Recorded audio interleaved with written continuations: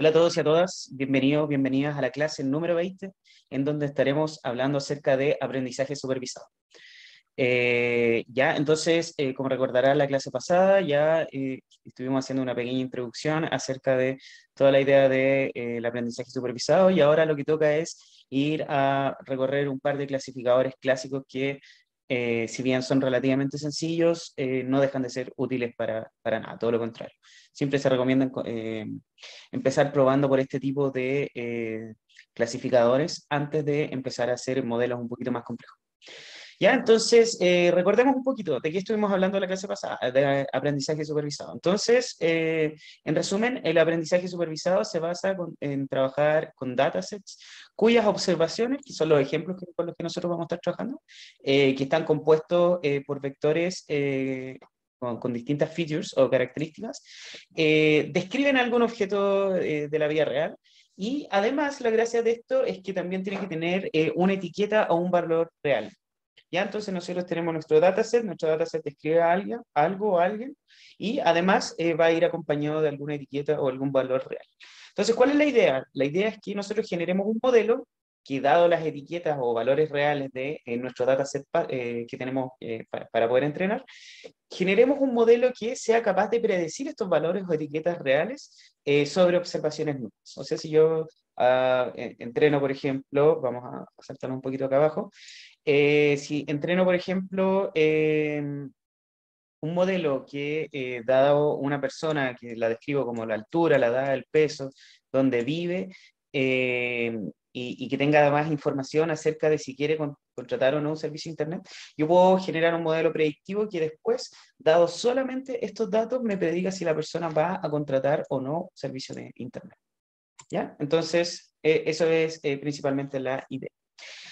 Cuando nosotros, principalmente se divide en dos tipos de subaprendizaje. Ya por un lado, si nosotros queremos predecir una categoría, entonces vamos a estar hablando que el problema que nosotros queremos resolver es clasificación. Por otro lado, si queremos predecir un valor real con nuestro modelo, entonces el problema que nosotros vamos a estar resolviendo se denomina regresión. ¿Ya? Vamos a ver el framework general. Framework general nos decía qué es lo que nosotros debemos hacer para generar un modelo de aprendizaje supervisado. Puede tener más y menos etapas que las que se detallan aquí, pero estas son bastante generales y probablemente les vaya a servir mucho seguir este tipo de flujo de trabajo. Ya, entonces, primero, ¿qué tenemos? Feature engineering y preprocesamiento. Ya, entonces aquí la idea es recolectar los datos, preparar los datos, dividir en train tests, generar features nuevas, muchas cosas que estuvimos viendo en la clase pasada, que obviamente traten de no dejar de perderla porque es bien, bien, bien interesante. ¿Ya? Entonces, una vez que ya tenemos los datos listos, vamos a la siguiente parte que es entrenar. ¿Qué es lo que tenemos que hacer? Ya nosotros seleccionamos algún algoritmo de clasificación o regresión, y en este caso ahora ya después con los datos listos se los vamos a pasar al algoritmo y el algoritmo tiene que empezar a generar este modelo. Entonces el modelo empieza a ajustarse a partir de los datos que nosotros vamos a usar para entrenar. ¿Ya? Y recuerden que en la etapa pasada habíamos dividido el dataset en entrenamiento y prueba, ¿ya? Porque de alguna manera necesitamos también evaluar cómo está haciendo las cosas el clasificador o regresor que ustedes están creando, ¿ya? Entonces, la tercera parte es evaluar qué también clasifica o qué también regresiona el modelo generado usando el conjunto de pruebas, ¿ya? Entonces, comúnmente no siempre a la primera le van a dar el palo al gato, y entonces siempre va a haber una etapa de optimización de modelos en donde van a tener que modificar los algoritmos que están usando para crear modelos y también modificar los hiperparámetros que están usando, que en la práctica son las perillitas que nos permiten ajustar si un algoritmo va a ver cierta cosa más allá, cierta cosa más acá. O si va a tomar ciertos detalles que son más importantes con ciertas prioridades, ¿ya? Eso es principalmente lo que nosotros conversamos, o sea, que hablamos cuando decimos que vamos a optimizar los modelos modificando los hiperparámetros. Entonces, ¿qué hemos visto hasta el momento? Hemos visto estas tres partes de acá, ¿ya? Y lo que hicimos la clase pasada fue entrenar solamente un algoritmo de clasificación. Entonces, la idea es que ahora no solamente entrenemos uno, sino que vayamos viendo otras opciones disponibles relativamente sencillas, pero que son también ampliamente usadas, ¿ya? Entonces, una de las últimas cosas antes de empezar a ver los algoritmos, primero que nada, es el preprocesamiento y el data leakage, ¿ya? Entonces, ya lo habíamos conversado también en la clase pasada, pero es muy, muy, muy importante que sigamos este flujo de trabajo de forma súper estructurada, que primero dividamos en conjunto de prueba y de entrenamiento los datos, y después en la siguiente etapa hagamos todo lo que tengamos que hacer, por ejemplo, con preprocesamiento, con escalamiento de los datos, con generación de features, pero lo hagamos solamente usando el conjunto de entrenamiento y no el conjunto de prueba. ¿Por qué? ¿Ya? Y la respuesta es que si nosotros usamos el conjunto de prueba, lo que vamos a estar haciendo es que le vamos a estar pasando datos, digamos, del futuro que se supone que no debería saber para poder entrenar el modelo, ¿ya? Porque con esos datos finalmente vamos a estar evaluando ese modelo, evaluando cómo le está yendo. Entonces la idea es que esos datos de prueba nunca, nunca, nunca sean usados para entrenar el modelo, porque de lo contrario vamos a estar dándole más información y vamos a estar dándole información sobre la cual, con la cual nosotros queremos evaluar nuestro modelo. ¿Ya? Entonces, muy importante, si van a hacer feature engineering, preprocesamiento, solamente háganlo con el conjunto de entrenamiento. Y para estandarizar esto, para que todo quede bastante, bastante bien, la idea es que todo se haga a través de un pipeline. ¿Ya? El pipeline organiza muy bien el flujo de trabajo y solamente van a usar los datos de entrenamiento cuando llamen al método fit, y van a usar el dataset de prueba cuando hagan predict. ¿Ya? Entonces, con eso ya quedamos bastante claros, pero es muy importante que no les pase esto. ¿Ya? Y lo último es cómo saber si un modelo es bueno o no. Ya habíamos dicho que había que evaluarlo, obviamente, y se evalúa mediante distintas métricas de desempeño. ¿Ya? Entonces, la idea es que estas métricas de desempeño contrastan los valores predichos por el modelo versus los valores reales de la variable objetivo con la que nosotros estamos tratando de predecir, que podría ser, por ejemplo, en el caso pasado, este modelo que indica si quiere o no contratar un servicio de Internet. ¿Ya? Entonces, comparamos este conjunto de pruebas con lo que nosotros predijimos a través de distintas métricas de desempeño, y eso es lo que nos va a indicar qué tan bueno o malo es el modelo que estamos generando. Ok, entonces, terminado esto, de nuevo con un poquito de repaso de la clase pasada, vamos a ir de nuevo al problema de hoy. ¿Ya? Y hoy día no nos vamos a poner creativos, sino que vamos a seguir con lo mismo con los pingüinos. Entonces, los pingüinos, recordemos, tres tipos de pingüinos: Chinstrap, Gentoo, Adelie. ¿Qué son los atributos? Los atributos: el largo del culmen, alto del culmen, esto es lo que estamos viendo acá. Largo, voy a pongámosle profundidad, ancho del culmen. ¿Ya? Longitud de las aletas también de cada uno de los pingüinos, masa corporal y la isla de origen, Rim, Torkelsen o Visco. ¿Ya? Y también el sexo del pingüino. Entonces, a partir de todos estos atributos, este es el dataset que nosotros tenemos con todos los datos que describen a cada uno de los pingüinos. Lo que nosotros queremos predecir es la especie del pingüino. Sí, o sea, si el pingüino es Chinstrap, Adelie o Gentoo. ¿Ya? Entonces, vamos a leer. ¿Ya? Aquí leemos el data frame y vamos a separar tanto las features como las labels. ¿Ya? Entonces, las features que tenemos acá, la isla, largo, ancho del culmen, el largo de la aleta, masa corporal y sexo del pingüino. Y por otro lado, aquí tenemos las etiquetas. ¿Ya? Aquí está Adelie, Gentoo, y por otro lado debe estar Chinstrap entre medio. ¿Qué es lo que vamos a hacer? Vamos a usar esta función que vimos en la clase pasada, que se llama Train Test Split, que va a permitirnos dividir nuestro dataset en conjunto de entrenamiento y conjunto de prueba. ¿Ya? ¿Qué son estos parámetros? Bueno, aquí primero que nada tenemos que pasarle las features, estas features que nosotros dividimos acá en este paso de acá. Por una parte, tenemos que pasarle también las labels. Por otra parte, estas labels que están acá. Esto solamente, ojo, aplica a la clasificación, no a la regresión, que vamos a ver en la siguiente clase. Tenemos que pasarle también el tamaño del conjunto de prueba. Tenemos que pasarle también si queremos que se haga alguna especie de mezclado. Y por último, tenemos que pasarle también este parámetro que trata de mantener la proporción original de las categorías. ¿Ya?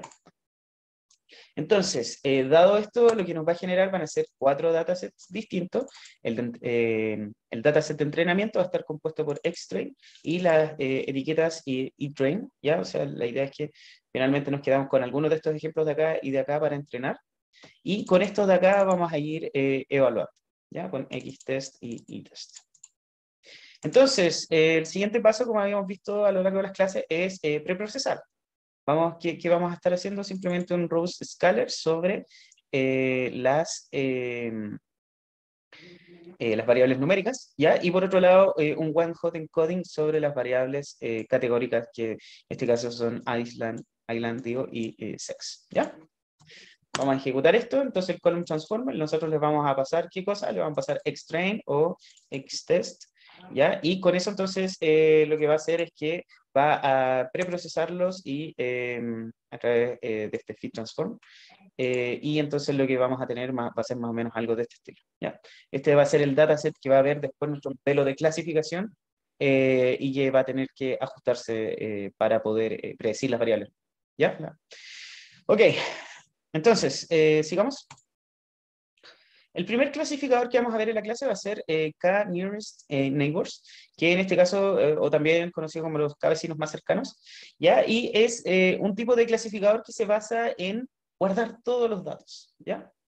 Entonces, ¿para qué nosotros necesitamos guardar todos los datos? ¿Ya? Y es porque vamos a usar esos datos para que, a partir de datos nuevos, nosotros veamos cuáles son los datos más parecidos a ese dato nuevo, ¿ya? Entonces, lo que les estoy diciendo, pueden imaginárselo en esta figura de acá. Los datos antiguos en este caso serían las estrellas y los triángulos, ¿ya? Esos son los datos que yo guardé en algún momento y supongamos que estos ejes describen algo, ¿ya? Describen alguna propiedad de los datos. Entonces, la idea es que cuando yo traiga un ejemplo nuevo que yo necesite clasificar, como por ejemplo este signo de interrogación, lo que yo voy a buscar es cuántos vecinos, o sea, cuáles son los vecinos más cercanos, ¿ya? Vecinos con respecto para encontrar los vecinos, para saber, por ejemplo, yo qué tan lejos estoy de la casa de mi vecino, tengo que tener alguna medida de distancia, ¿cierto? Porque no es lo mismo que yo esté desde mi vecino hasta acá con respecto al vecino que tengo al frente, quizás el vecino que está allá es mucho más lejano que el vecino que tengo acá atrás. Entonces, hay que sí o sí definir alguna métrica de distancia para eso, ¿ya? Entonces, dado el ejemplo nuevo, yo lo posiciono en el espacio en donde están mis datos y lo que hago es intentar buscar cuáles son los más cercanos, ¿ya? Y en este caso, el más cercano, en el caso que yo defina solamente uno, entonces el más cercano va a ser esta estrella, ¿ya? Entonces, como mi vecino más cercano es una estrella, entonces yo voy a suponer que yo soy una estrella, ¿ya? Y eso me va a decir que mi nuevo dato va a ser clasificado como la clase A. Es súper simple, ¿ya? Esa es principalmente la idea de KNN, ¿ya? Y tiene algunos detalles, entonces, por ejemplo, que es lazy learner, o sea, es decir, calcula las distancias cuando se ejecuta la clasificación. Ya recuerden que yo voy a estar guardando todos mis datos de entrenamiento, todos, absolutamente los voy a tener guardados. Entonces, apenas llegue un ejemplo nuevo, voy a tener que calcular la distancia entre ese y todos los otros, para ver cuáles son los vecinos más cercanos, ¿ya? Eh, el funcionamiento varía un poco cuando yo defino cuántos son los vecinos con los que yo me voy a relacionar. Si, por ejemplo, yo me relacionara con los 3 vecinos más cercanos, ya sería este, por ejemplo, pero quizás serían estos otros 2 los vecinos más cercanos. Entonces el círculo se ampliaría de esta manera. Y en ese caso, lo que va a pasar es que voy a tener que hacer una votación. Voy a decir, ¿cuántos son los vecinos más cercanos que tengo a mi ejemplo nuevo? Y en este caso, si el círculo se expande hacia este lado, entonces lo que voy a tener es que estos dos de acá van a ser los vecinos, van a ser 2 vecinos de la clase B y solamente un vecino de la clase A. Entonces, lo que va a pasar es que yo voy a clasificar no como clase A, incluso aunque este esté más cerca, sino que los voy a clasificar como clase B. ¿Ya? ¿Por qué? Porque tengo más cercanos estos 2 vecinos. Entonces, en este caso, es una votación. La clase con más votos es la clase que yo voy a retornar, ¿ya?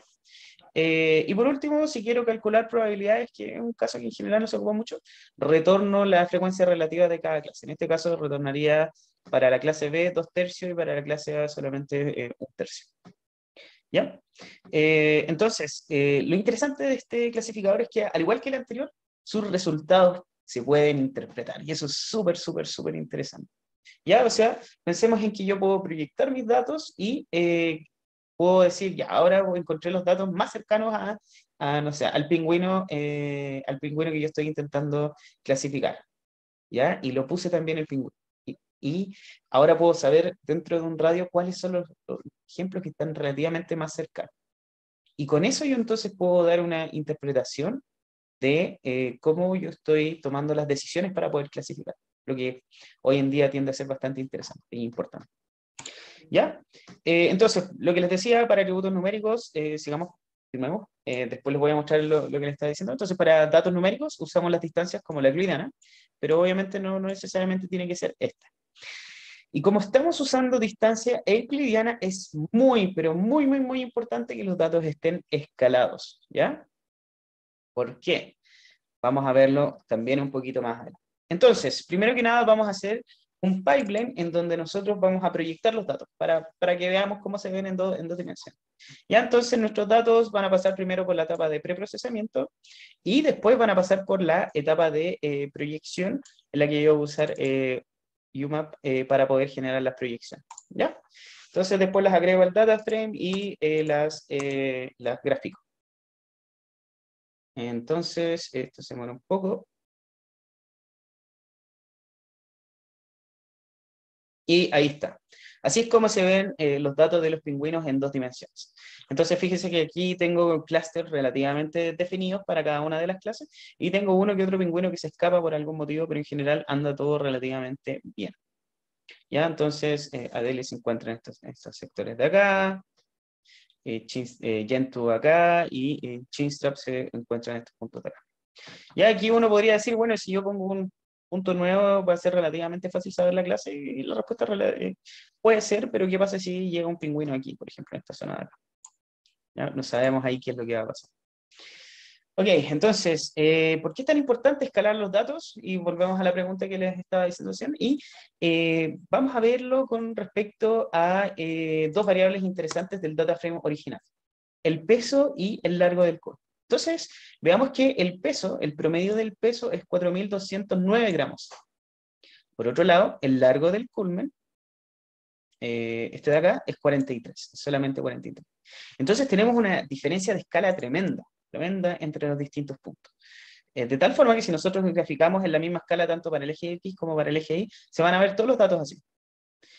¿Qué es lo que nos dice esto? Que cuando nosotros vayamos a calcular distancia, la única distancia que realmente va a calcular va a ser la vertical. ¿Ya? O sea, es decir, no hay ninguna diferencia, por ejemplo, fíjense que están un poco así los puntos como un poco alterados en el eje X, pero es muy, muy, muy fina la diferencia, prácticamente no visible. ¿Ya? Entonces, de nuevo, lo que va a dominar, por ejemplo, entre este pingüino y este de acá, no va a ser el largo del culmen, sino que simplemente va a ser la masa corporal. ¿Ya? Es más, nosotros podemos definir distancia euclidiana, ya fíjense que la definimos así simplemente, una función lambda, y podemos calcular la distancia euclidiana entre el mínimo culmen, ¿ya? Y el promedio de la masa corporal. Entonces, también lo podemos comparar con el máximo culmen y el promedio de la masa corporal. Entonces, el mínimo es 32, el máximo es 59 para el largo del culmen, y para la masa promedio tenemos que este es el valor de 4.200. O sea, definitivamente están en escalas que no conversan por ninguna parte. Entonces calculemos las distancias, la distancia euclidiana, y veamos lo que esto produce. O sea, tenemos que la distancia entre el mínimo y el body mass promedio es de 4.176, mientras que ahora la distancia entre el máximo y el body mass promedio es de 4.150.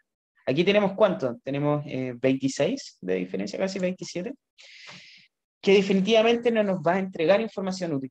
¿Por qué? Porque si ahora yo me pongo a hacer operaciones solamente con el body mass, entonces ahí ya definitivamente este va a ser el que se coma toda la relación y esta va a quedar relegada a una relación muy, muy, muy pequeña, muy indistinguible. ¿Ya? Entonces, por eso es muy, muy, muy importante, hay que escalar antes de usar este clasificador y en general es buena práctica hacerlo antes que todos los clasificadores. ¿Ya? Entonces, clasificamos y evaluamos, ahora sí vamos a estar haciendo. Entonces, uno de los problemas es cómo elegir el K. Recuerden que el K iba a determinar cuántos son los vecinos más cercanos que yo iba a ocupar. Y ese es el primer hiperparámetro con el cual nos vamos a estar enfrentando durante todo el curso. ¿Ya? Entonces, decimos que K es el hiperparámetro porque ese es el que va finalmente a determinar cómo va a estar funcionando el algoritmo. Si K es muy grande, puede ser que los resultados en este caso, vamos para arriba, va a abarcar prácticamente todos los ejemplos. No sé si ponemos K igual a 20, va a abarcar todos los ejemplos y puede que no nos diga nada.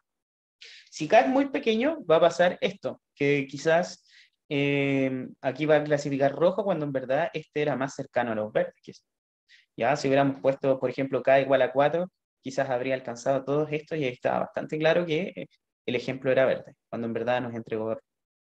¿Ya? Entonces, lo que les decía, esto va definitivamente a determinar cómo va a estar funcionando el clasificador, el primer hiperparámetro. Entonces, ¿qué es lo que vamos a hacer? Vamos a entrenar nuestro pipeline. Ya fíjense que nuestro pipeline ahora de clasificación, ¿qué va a contener? Va a contener la etapa primero de preprocesamiento, ¿ya? La misma que habíamos definido anteriormente, y además va a contener la capa de clasificación de KNN, en donde vamos a usar solamente 3 vecinos.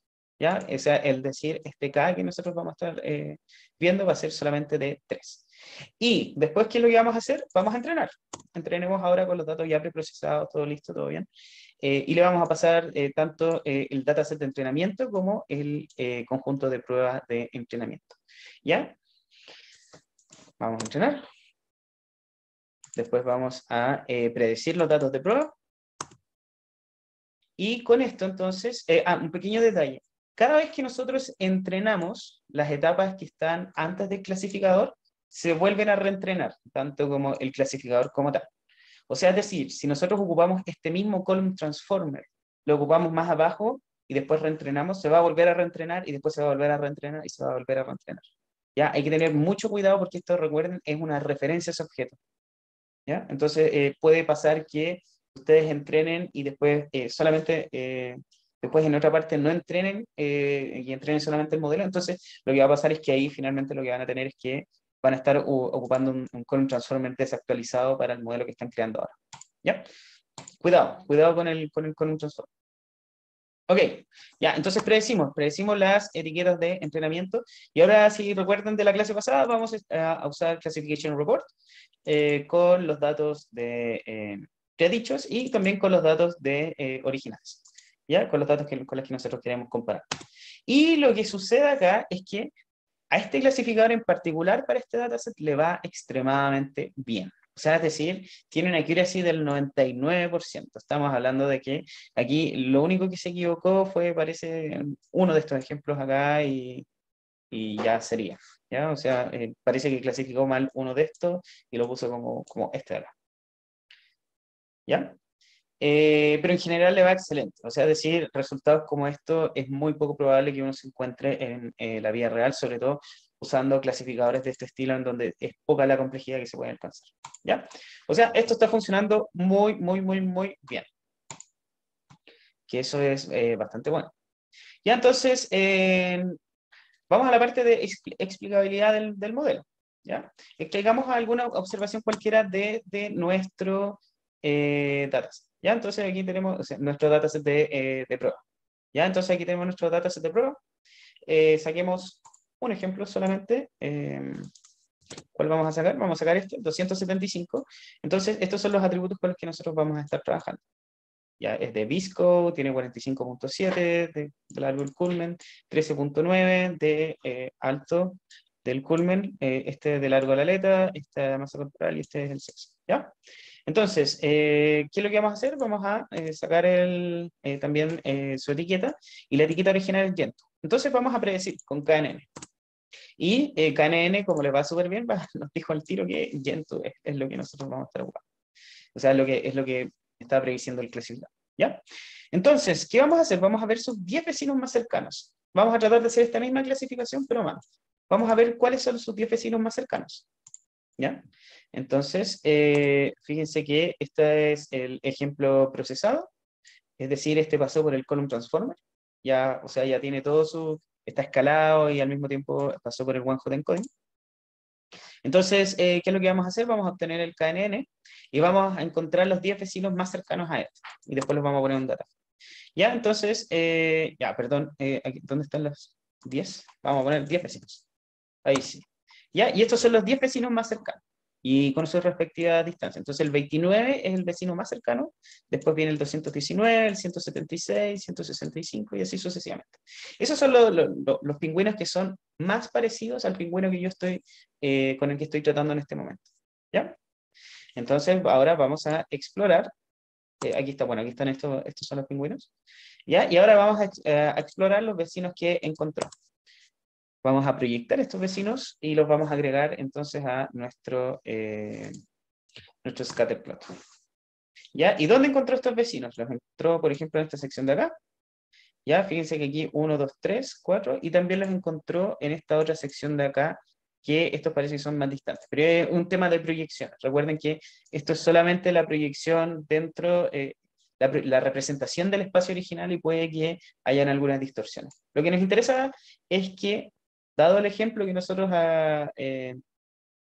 quisimos predecir, tenemos ejemplos muy cercanos de vecinos que son muy, muy, muy parecidos.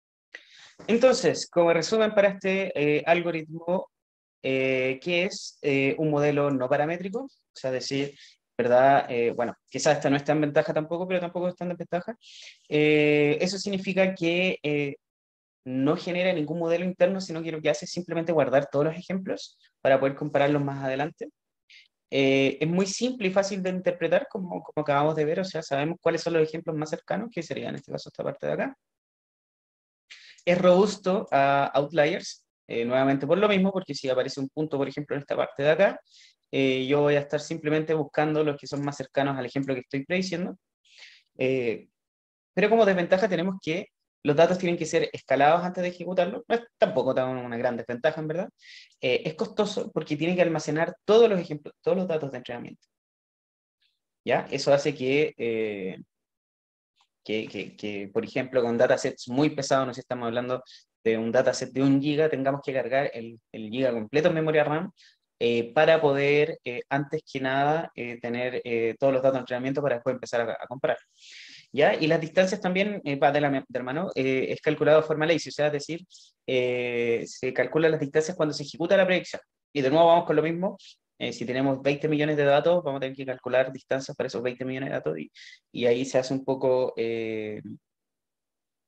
se sale un poco del rango eh, de lo que es como eficiente, podríamos decirlo. ¿Ya? Y no genera un modelo, solo almacena los datos de entrenamiento y por ende no es bueno generalizando. ¿Ya? O sea, ¿qué pasa en el día de mañana si los datos empiezan a cambiar mucho? Vamos a tener que volver a actualizar el modelo, agregarle datos nuevos y con eso vamos a intentar entonces tratar de reentrenar. ¿Ya? Aunque eso en la práctica para modelos de Machine Learning reales siempre es un tema que hay que considerar, el tema del reentrenamiento. ¿Ya? Con eso entonces terminamos la sección de KNN. Y vamos a pasar al siguiente algoritmo, Naive Bayes. ¿Ya? Entonces, Naive Bayes tiene otro enfoque totalmente distinto y la idea es modelar la relación probabilística entre los atributos y las clases. ¿Ya? Entonces, asume que existe una probabilidad conjunta entre los atributos y los datos y las clases. ¿Ya? O sea, es decir, que yo puedo relacionar una clase con cierta distribución de probabilidad y es el supuesto muy fuerte, y por qué se llama naive, es porque dice que los atributos son independientes entre sí. O sea, asume, por ejemplo, que el largo de la aleta es independiente del peso del animal, cosa que evidentemente nosotros sabemos que no es así. O sea, eh, lo más probable es que mientras más larga la aleta, más pesado sea el pingüino. ¿Ya? Entonces, es de enfoque generativo, o sea, es decir, clasifico en base a la probabilidad de que la distribución de una clase genere un dato. ¿Ya? Entonces, ¿cómo lo vamos a explicar? Vamos a tomar el ejemplo de un pingüino chinza. ¿Ya? Entonces, para esto vamos a usar entonces o sea, digo, el teorema de Bayes, muy conocido, pero lo vamos a aplicar entonces a el enfoque que estamos teniendo ahora. ¿Ya? Entonces, ¿qué es lo que vamos a hacer? Vamos a tomar cada una de las posibles clases, o sea, decir Chinstrap, Gentoo y Adelia, ¿ya? Y para cada una de estas clases vamos a calcular la probabilidad de que el dato pertenezca a esta clase, ¿ya? Entonces, supongamos que habíamos dicho pingüino Chinstrap, ya, entonces vamos a empezar entonces con el pingüino Chinstrap. ¿Qué es lo que vamos a hacer? Ya, ¿cuál es la probabilidad de Chinstrap dado los atributos que yo tengo del pingüino, dado una cierta largo a la aleta, un cierto peso, un cierto largo del culmen, alto del culmen, en fin, ¿ya? Entonces, eso es lo que nos vamos a querer calcular. Vamos a hacerlo por cada una de las clases, como les había dicho antes, y nos vamos a quedar con la probabilidad más alta. O sea, es decir, si la probabilidad de Chinstrap es 0,3, la probabilidad de Adelia es 0,1 y la probabilidad de Gentoo es 0,02, entonces nos vamos a quedar con Chinstrap. ¿Por qué? Porque va a ser la que nos va a indicar que con más probabilidad ese pingüino pertenece a esa clase.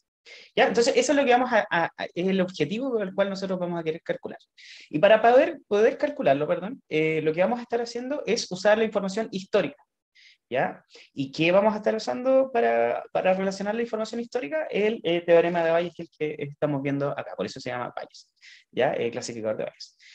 Entonces, para esto vamos a tener estos tres términos de acá, ¿ya? Primero que nada vamos a tener la probabilidad de los datos dado la clase, ¿ya? Que en términos prácticos lo que tiene aquí es, dado los datos históricos de una clase, yo generé, para esa clase en particular, generé una distribución de probabilidad, ¿ya? Entonces, después yo me pregunto, ¿dónde se encuentran los datos que yo estoy viendo ahora, los datos nuevos, dentro de esa distribución de probabilidad?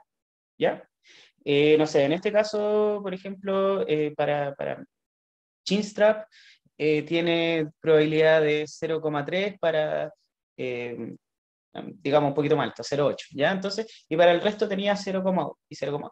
Esa probabilidad, entonces, yo la calculo con los datos históricos, ¿ya? ¿Por qué? Porque para cada uno de los datos históricos, o sea, usando los datos históricos, digo, y para cada una de las clases, yo generé una distribución de probabilidad, ¿ya? Entonces, esta es la primera parte, la información de los datos pasados, simplemente se basa al final en relativamente modelar los datos según las clases. ¿Ya? Ok, entonces el segundo término, que es el que tenemos acá, es la probabilidad de la clase. Aquí es muy sencillo, es simplemente la cantidad de datos que aparecen por cada una de las clases. Si Chinstrap habían 80, entonces esto va a ser 80 dividido, no sé, en 250, que es el total de datos. ¿Ya? Esto es relativamente sencillo. Y esta parte de acá, la probabilidad de los datos, no las calculamos aquí en general, porque es la probabilidad que aparezca esta instancia, estos datos en particular. ¿Y cuál es la probabilidad de que aparezca un pingüino dentro del dataset completo? Es 1 dividido en el total de las instancias, que serían 250. Entonces aquí no nos interesa eso, porque para todos los ejemplos va a ser 1 dividido en 250. ¿Ya?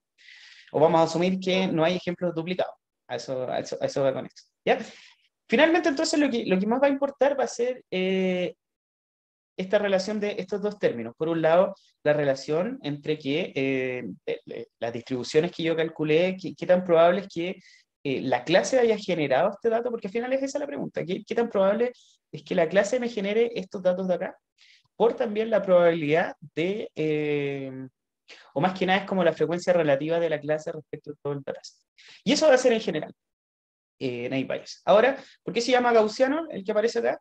Porque esta distribución yo la modelo como si fuera una distribución gaussiana.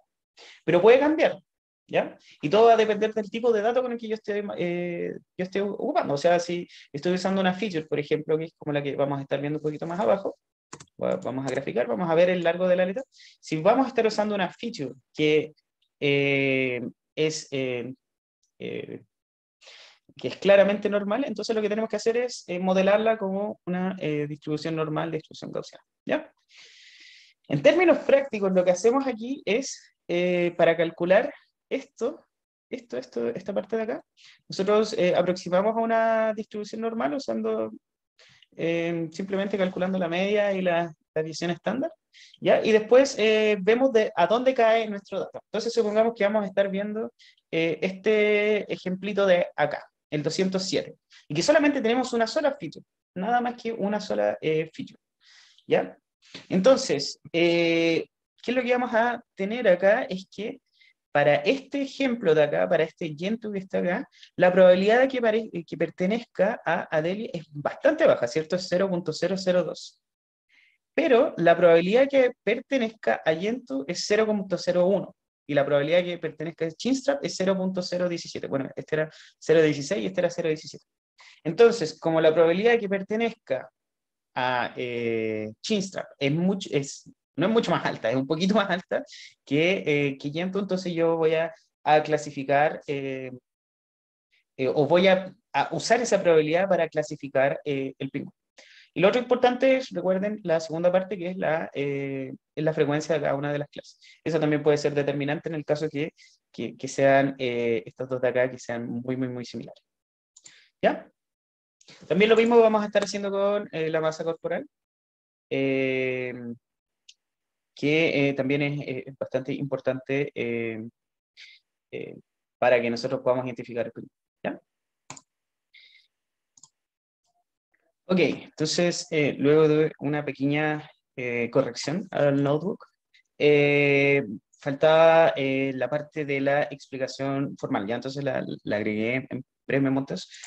Y ahora vamos un poquito más a la teoría un poco más formal. Entonces, solamente para que pasemos bien, para que se entienda por qué es dónde aplicamos la parte de Naive, ¿cierto? ¿Se acuerdan que en algún momento dijimos que nosotros asumíamos que la independencia de cada una de las atributos, aunque sabemos que no es cierto, sabemos que el peso del animal va a depender del largo de la aleta?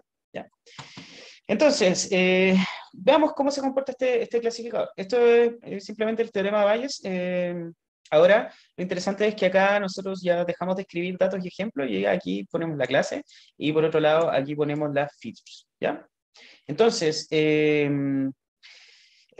la probabilidad entonces de que mi ejemplo pertenezca a alguna clase en particular es la probabilidad de que mi ejemplo sea generado por cierta distribución de probabilidad, ¿ya? Por la frecuencia de la clase dividido en la probabilidad de generar o sea, la probabilidad de mi ejemplo dentro de mi datas, ¿ya? Esto siempre es uno dividido en la cantidad de ejemplos, entonces no se considera, sino que consideramos solamente estos dos, ¿ya?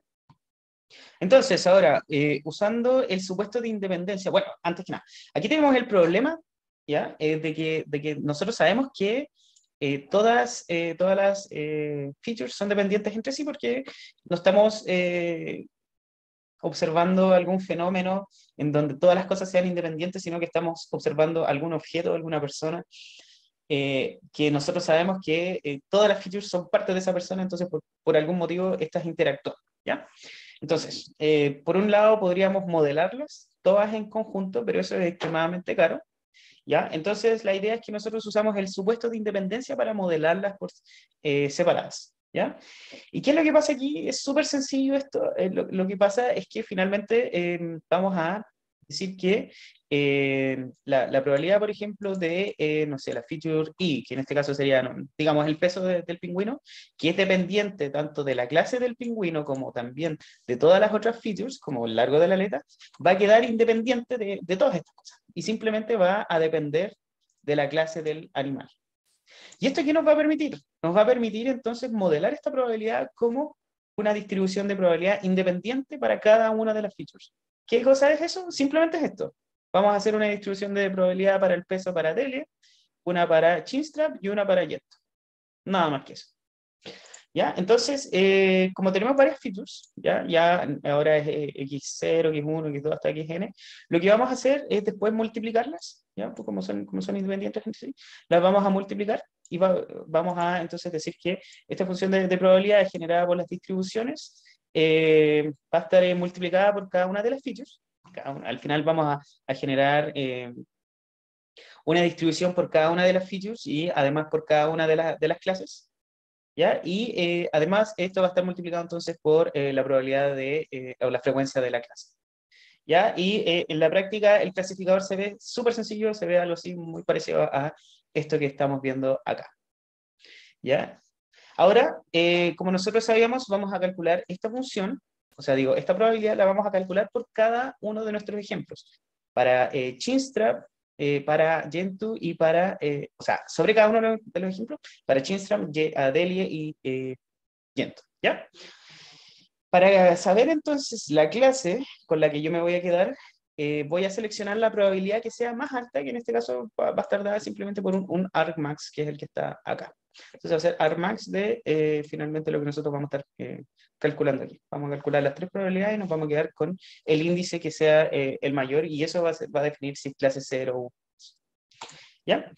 Ahora, la distribución de probabilidad que vamos a usar para cada atributo es un parámetro del clasificador, es un hiperparámetro del clasificador. ¿Qué vamos a ocupar aquí? Vamos a ocupar normal, vamos a ocupar alguna otra que modele de alguna otra manera las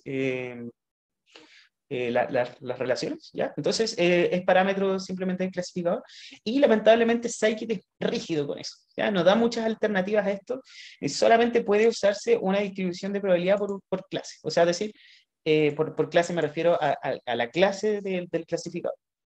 O sea, es decir, vamos a estar solamente utilizando naive Bayes gaussiano. Vamos a asumir que todas las variables se van a comportar como gaussianas, ¿ya? Entonces, eso es un tema también, porque nosotros sabemos que tenemos una composición de distintas probabilidades según, o sea, distintas distribuciones de probabilidades según la feature de la que estemos viendo. Una one hot no se puede modelar como un bias, ¿cierto?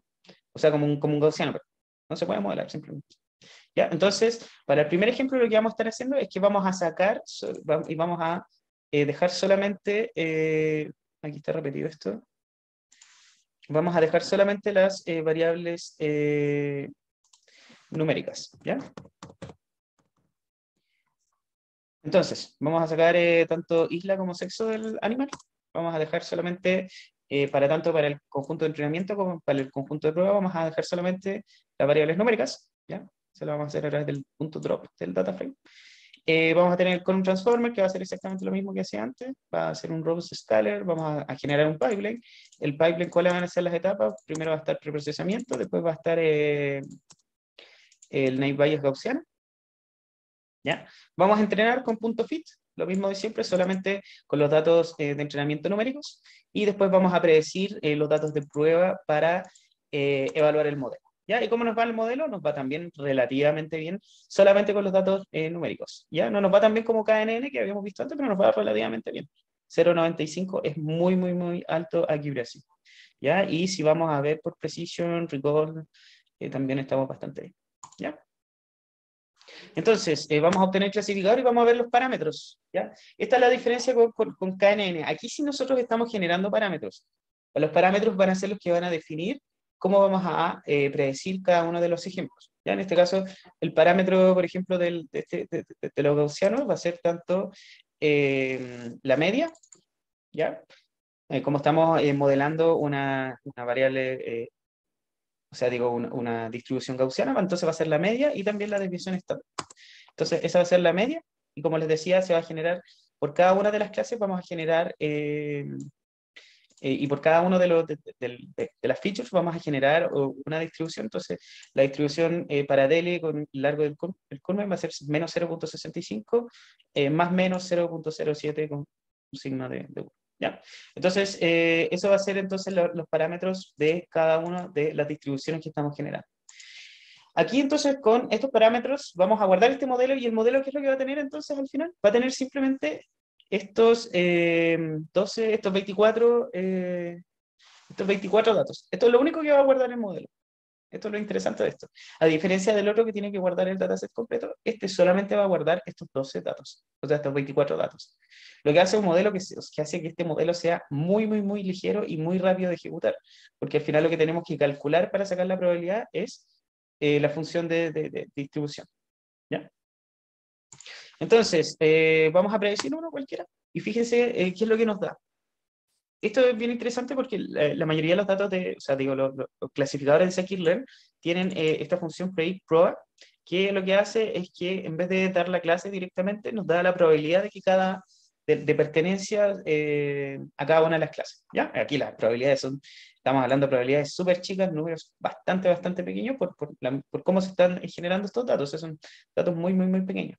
¿Ya? Entonces, ¿cuál es la mayor acá? Nos va a dar que la mayor es esta. Entonces, con argmax vamos a estar prediciendo que, vamos a estar diciendo que la clase es la clase 0 porque esta es la probabilidad más grande.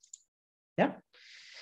Ahora, pregunta, ¿qué sucederá si agregamos variables categóricas? Ya habíamos dicho que esto modelaba todo de forma normal, ¿cierto? Gaussiano, porque asumíamos que todas las variables que nosotros estábamos incluyendo se distribuían más o menos de forma normal. Ahora, ¿qué pasa si agregamos las variables categóricas? Vamos a tener entonces el preprocesamiento con los datos completos, vamos a usar los datos completos, y lo que vamos a ver es que va a irle más mal al modelo, va a tener 0,73 de accuracy comparado con el otro, ¿ya? ¿Y por qué? Porque el modelo va a estar asumiendo que hay algunas variables que van a ser preprocesadas con one hot, ¿ya? Se van a generar estas, y va a modelar esas variables one hot como si fueran normales, pero no son distribuciones normales. La opción que da scikit-learn es usar la distribución de Bernoulli. ¿Ya? La distribución de Bernoulli nos permite modelar variables binarias, o sea, es decir, ceros y unos, las mismas que produce la codificación de estilo one-hot. ¿Ya? Ustedes pueden ver más información acá. En este caso, entonces, ahora nos vamos a quedar solamente con las dos. ¿Ya? Y aquí les decía este tema de que es muy rígido scikit-learn. O podemos usar uno, podemos usar el otro, pero no podemos usar las dos. ¿Ya? Entonces aquí nos vamos a quedar solamente con Bernoulli. ¿Ya? Y como Bernoulli funciona solamente con categóricas, vamos a quedarnos solamente con el sexo y la isla del pingüino. Nada más que eso. Entonces vamos a entrenar un clasificador, vamos a usar solamente el one hot encoder, y vamos a entonces usar Bernoulli Naive Bayes para generar entonces la predicción. Ok, un pequeño error. Y ahora sí, entonces, los valores fueron los siguientes. 0,71. Ya, de aquí ahora sí, en general, no le fue tan bien, ¿ya? Que podemos ver, por ejemplo, Precision, Recall y F1 están relativamente malos usando macro, y Weighted un poquito mejor, cuando están relativamente bien, o sea, ponderadas de forma igual, ¿ya? Entonces, ¿qué es lo que estamos viendo aquí finalmente? Es que el clasificador tampoco anda muy bien cuando son pocos los atributos categóricos con los cuales se está tratando, que son estos que están acá. ¿Ya?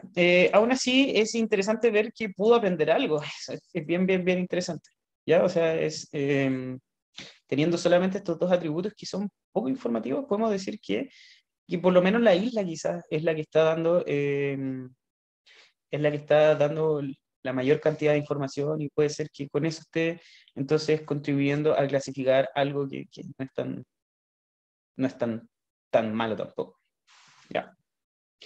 Existe una última versión, bueno, en verdad existe otra más, pero esta es la interesante, multinomial, ¿ya? Y este ocupa una versión modificada de Naive Bayes con la distribución multinomial que nos permite modelar features codificadas también como one-hot encoding, pero que no contienen valor binario, sino que ahora contienen conteos de algo, ¿ya?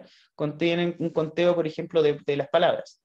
Cuando nosotros queremos clasificar texto, si recuerdan de la clase anterior, lo vimos brevemente, usábamos esta codificación bag of words en la que generamos una columna para cada una de las palabras y lo que íbamos contando es cuántas veces aparecía cada una de las palabras en la oración. Entonces podía aparecer una, dos, tres, cuatro veces la misma palabra dentro de un texto, por ejemplo. ¿Ya? Entonces, en este caso, multinomial nos permite trabajar con ese tipo de variables, ¿ya? En las que no solamente son binarias, sino que ahora son más grandes que uno. ¿Ya? Ok, entonces, resumen de Naive Bayes. Ventajas, la clasificación y entrenamiento son muy rápidos porque simplemente base a conteo y calcular los parámetros de las distribuciones con las que estemos trabajando.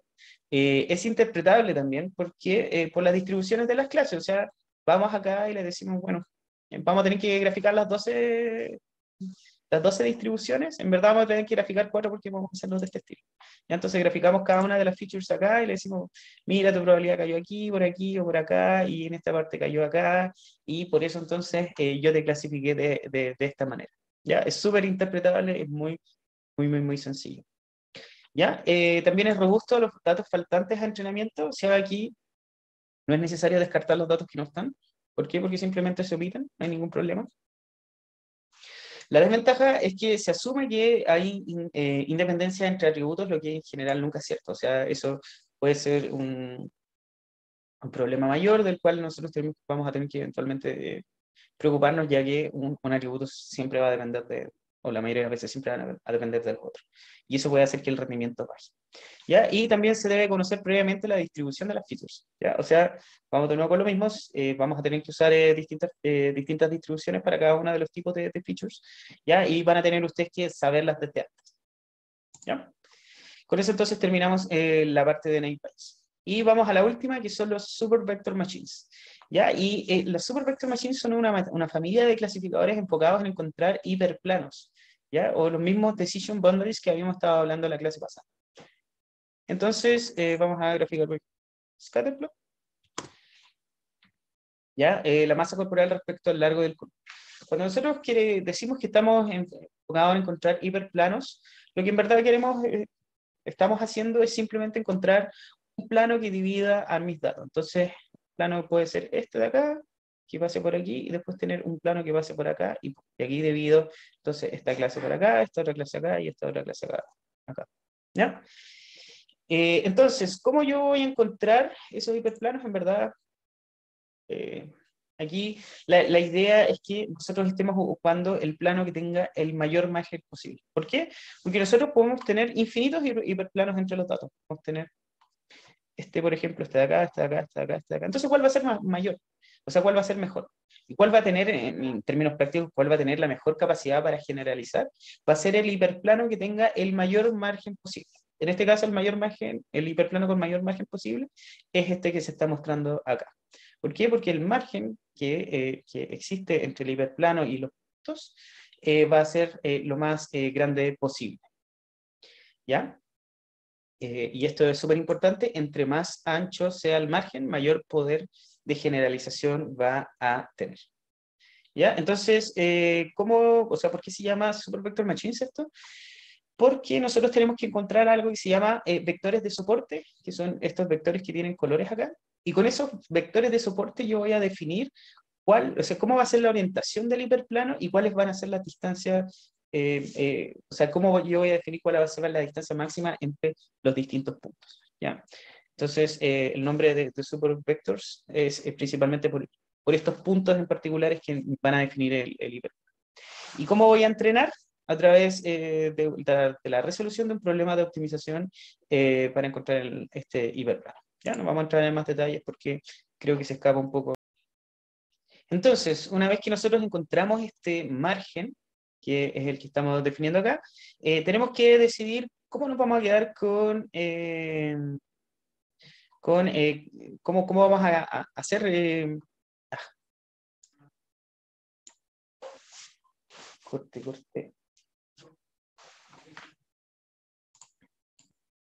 Entonces, una vez entrenado nuestro Super Vector Machine, ya a través de esta función de este problema de optimización, ahora tenemos que encontrar una función simplemente que nos clasifique. Y para esto vamos a usar la función signo.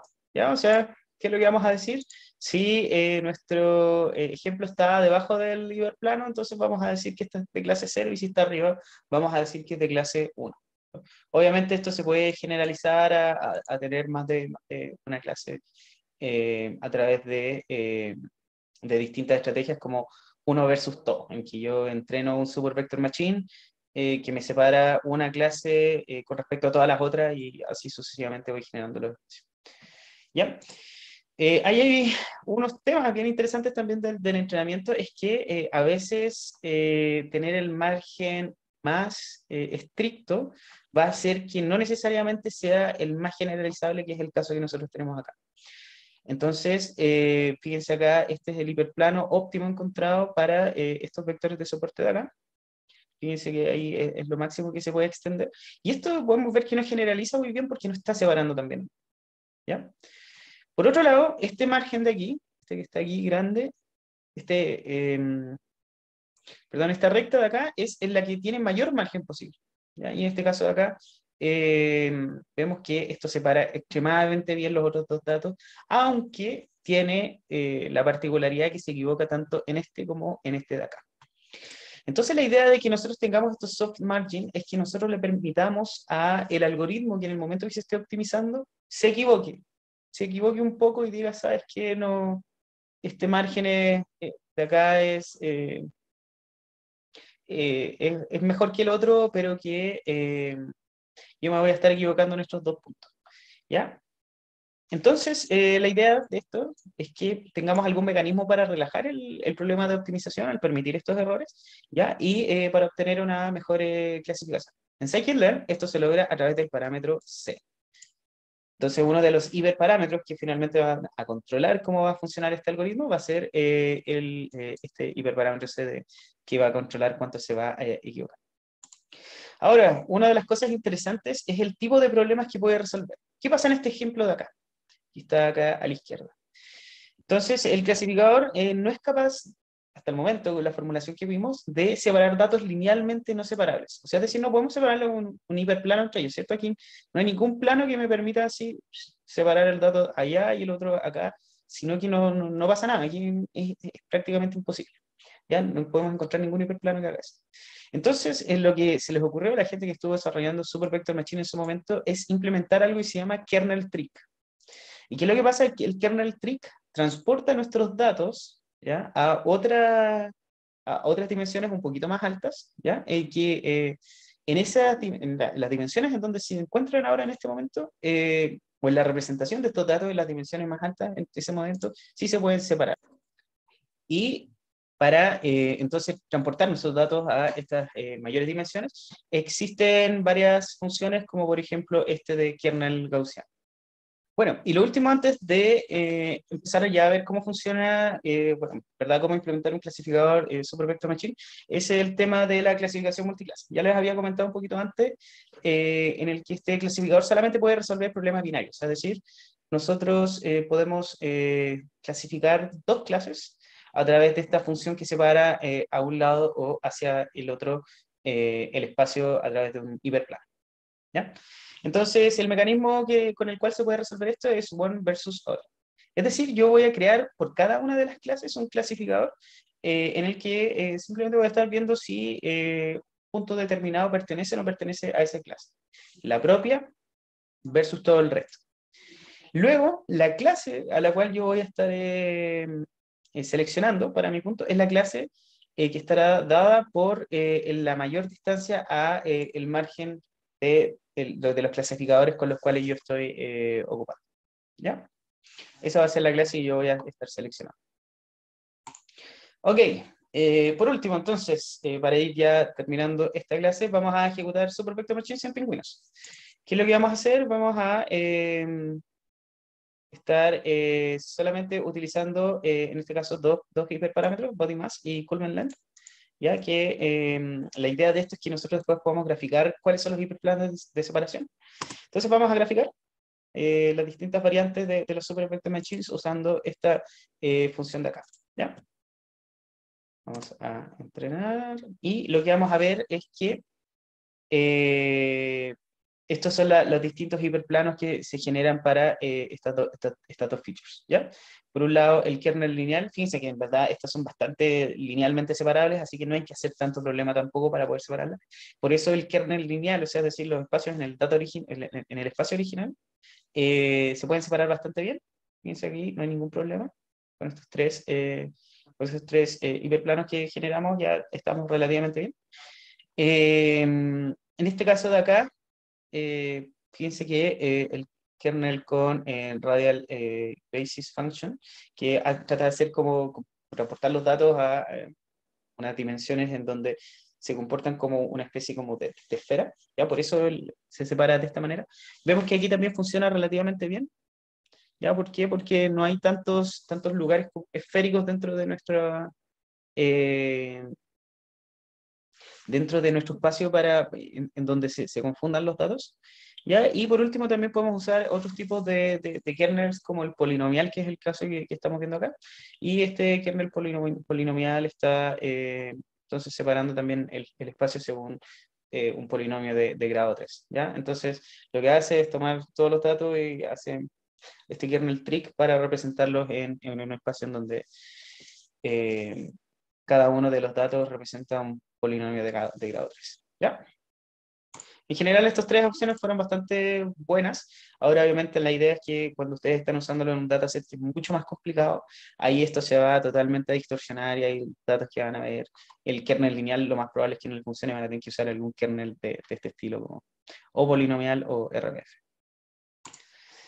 Ok, entonces, por último, vamos a entrenar este pipeline. Vamos a tener entonces, como siempre, la etapa de preprocesamiento y después de Super Vector Machines.